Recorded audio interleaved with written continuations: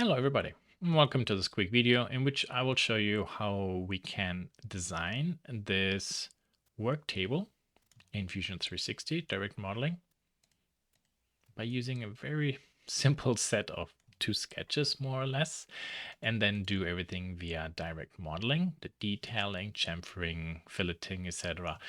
And then we will bring this to an end with also adding really nice texture details to this design.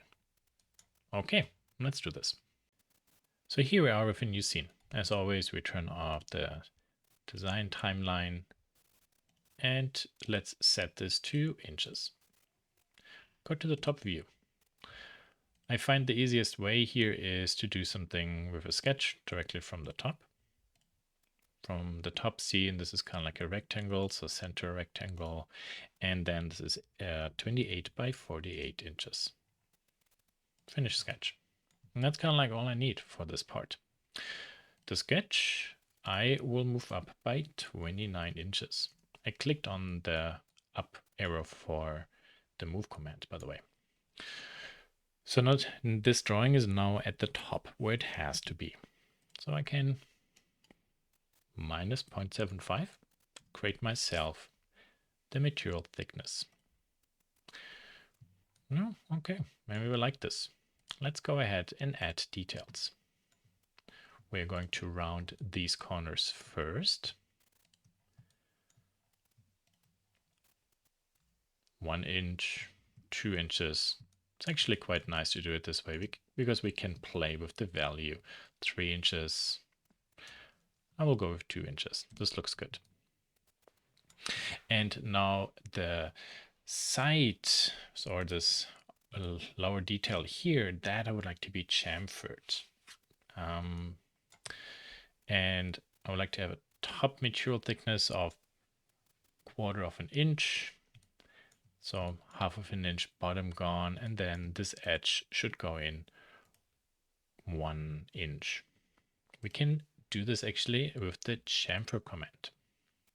So I select this edge, there you see this, and bring this in 0.5.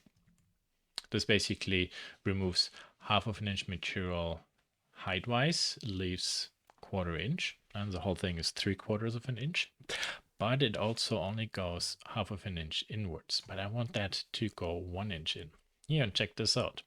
We can simply go to 2 distances. So this one, 1 inch.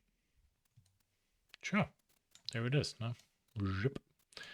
Easy. Alternatively, we could also, from the side, maybe I very quickly demonstrate this. So what I'm doing right now, you don't have to do, just pay attention to kind of like what I'm building right now. So here I'm just creating myself an outline so you can see how this looks. Okay, there we are. We also have now the sketch. I could go ahead and round these edges in there, but instead I will make use of this the edges of this geometry I have. And I go to surface and say sweep. Now I select this profile and I sweep it along this edge. There, I have the same now. 2 ways how to do this, end result really will be the same, but I think we can at this point already agree on that making a simplistic sketch, making a block, and then rounding and filleting is actually faster. And again, the outcome is the same. Cool. So this part is done. Under here now, I would like to create the geometry for a metal frame. So I will create a sketch right under it. There we are. And I would like to project in some edges. So I press P for project, or I go to sketch project, and then I will select these upper outer edges. and project those in. There. The reason why they're very useful or helpful is now I can do the following. I will create myself a rectangle here too. I have no really idea about the dimension, but what I want to do is from this magenta line to the blue line, that should be a distance of 2.5 inches. So I press D, I'll go to the dimension tool and say, hey, 2.5 inches. And look at that. There it is. And because we drew the rectangle from the center, it grows from the center symmetrically. We can then use the offset command and give this 1.5 of an inch thickness. Go to solid with the tabletop hidden, this profile, I bring down by 1/2 of an inch under it. Very good. Very nice. Cool. Let's hide these parts. Let's go back to the sketch, right click and edit. I now would like to have here a corner piece. So, okay, there's a line. There's another line. We make these parallel. The material thickness is 1.5 inches. And then, hey, from here to here, that should be, whoops, from there to there, that should be 3. And there to there, yeah, that should be 3 too. Cool, okay. And then this 0.5 of an inch we extrude down. This 1/2 of an inch? It is.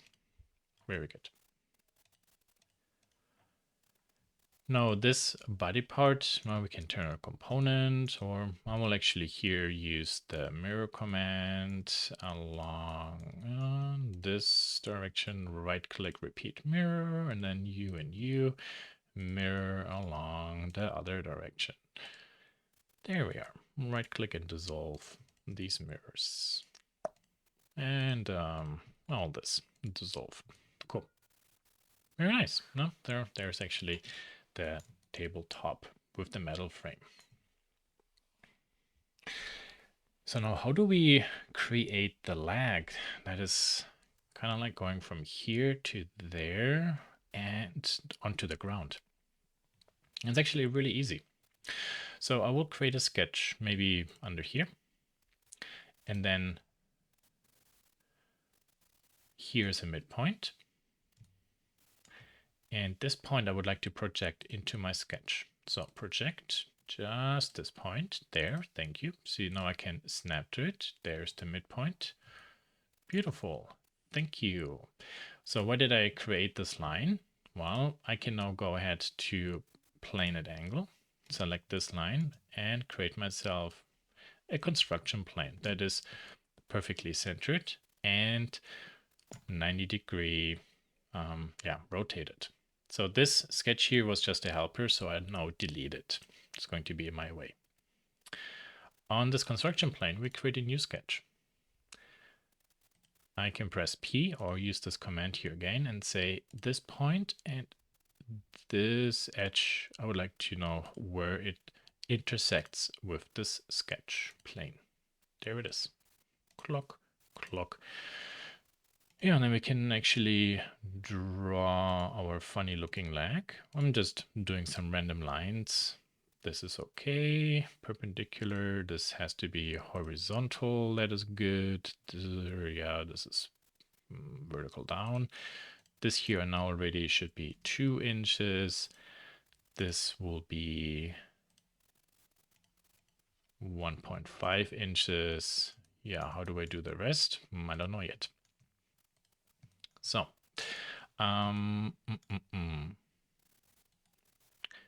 edit sketch, and now, yeah, I need to figure out where is actually the ground. So, yeah, can do the following. I'm making a new sketch on the ground.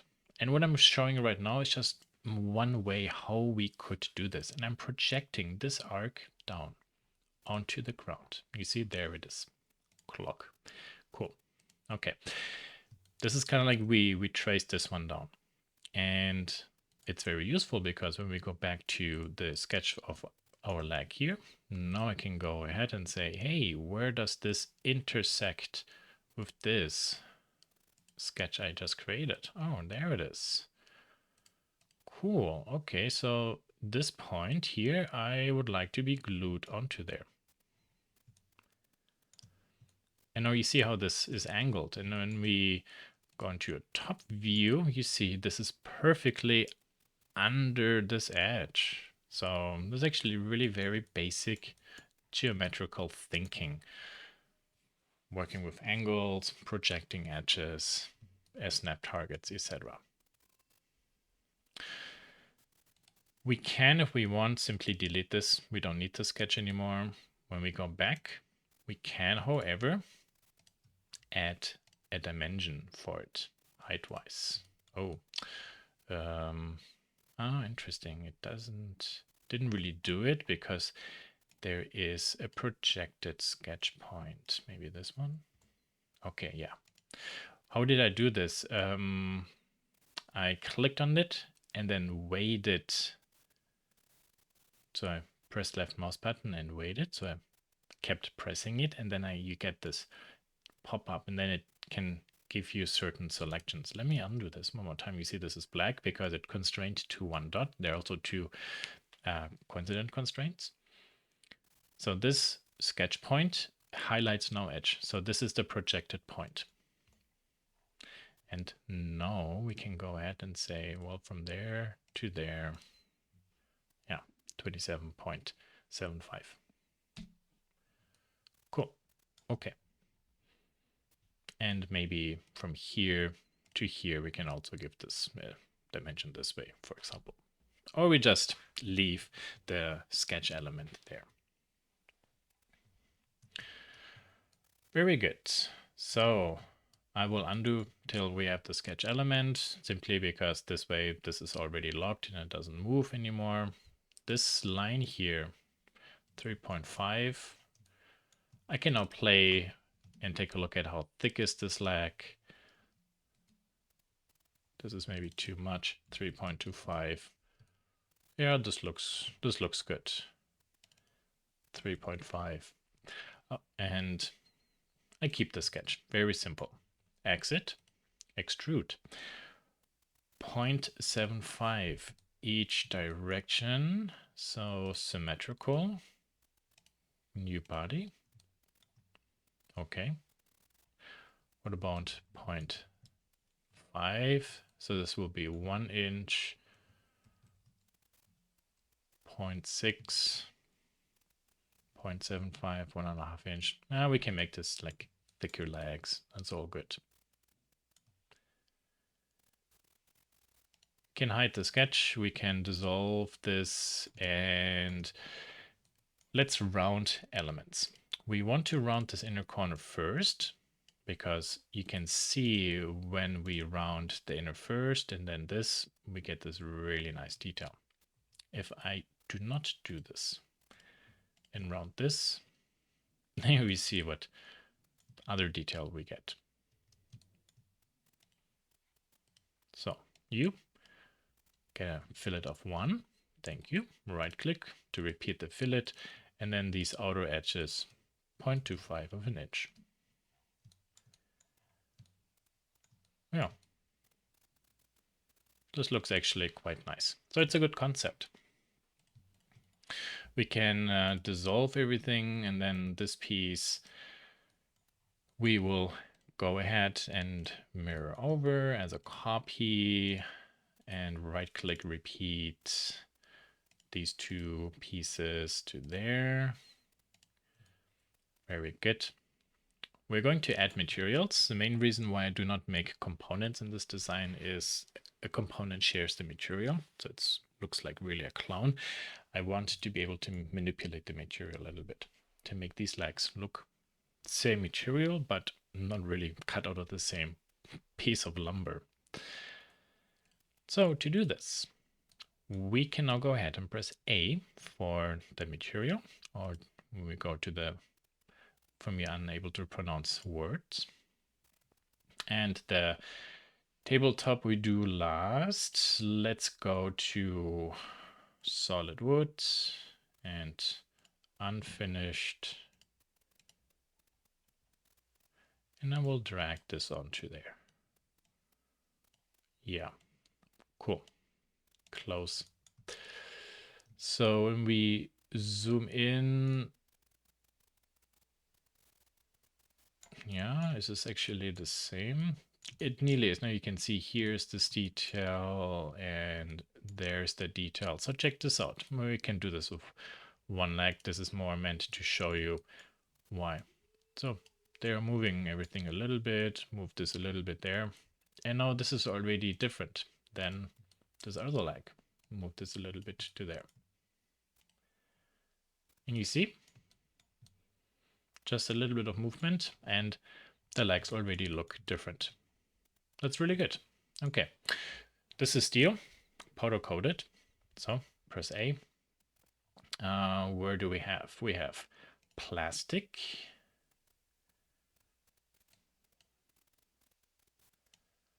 Scroll down a little bit. The wood we hide. Texture, translucent, textured. We have certain details here. Actually, it's actually not under plastic. Well, plastic powder coated is the type of plastic, but actually the powder coated plastic I'm looking for is under paint. Wah, wah. So we can go to there and powder coated white. I go with the gray so we can see what's going on, and then we put this onto all these elements. There we are. Pretty cool. And when we zoom in, there you see there's a little bit of a bump mapping. Something is going on there. Cool. Okay. Also, that's kind of good. How do we do now the wood? So we can give this maybe a finished white glossy enamel paint or something there. And now I would like to do the sides. So the material we're going to use, the download link you find in the description of the video. It's actually a piece of plywood or layered. And we go to others, base material opaque, that is good. And then faces, and then this I drag onto this face here. There. Thank you. One more time.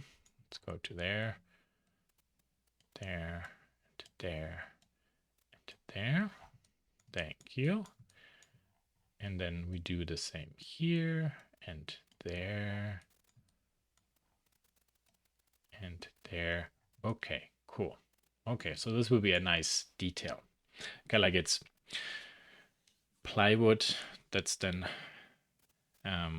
painted, and then the sides are sanded off to show the material. Now, how do we get this material on there?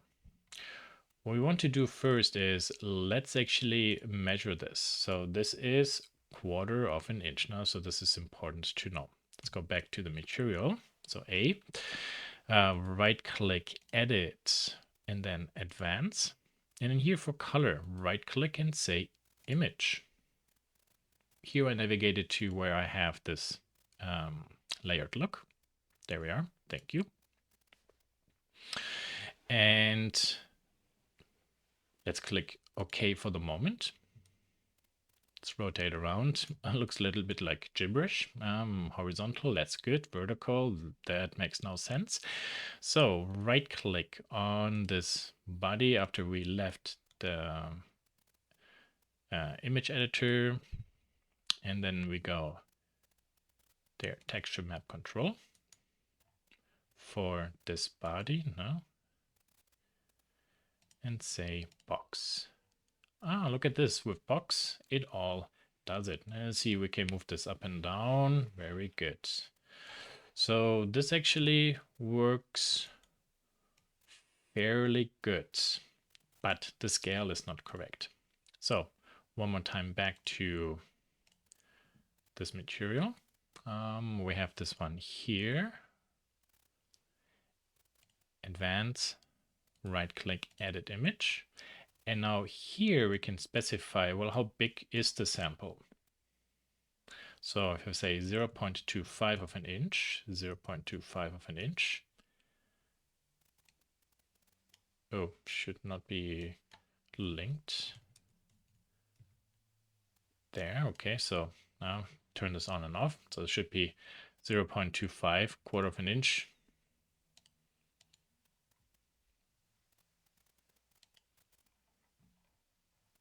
Then there, when we zoom in, yeah, this works, but this is way too tiny now. Okay, so we can go back and then say, well, how does this look when we say the sample is 1 inch? Yeah, now this is better. 2 inch. This is also okay. There are some tiling issues we might see. We really pay attention to it, but on the rest, we don't really see this. So for what we do in Fusion, this is actually fine. From a distance, we can really see this. Yeah, and now basically we finished this design where we quickly in direct modeling developed this concept, and then we added some interesting materials to the legs, to the steel frame, also to the tabletop, and even gave the tabletop a nice material detail. So last thing at this point maybe to think about is, well, how does this look when we give this a nice rounding, but really small, maybe like a small fraction, just breaking it. Oh, maybe like this. Then we have like a nice highlight. Very good. Okay, there we are. Now that wasn't too complicated.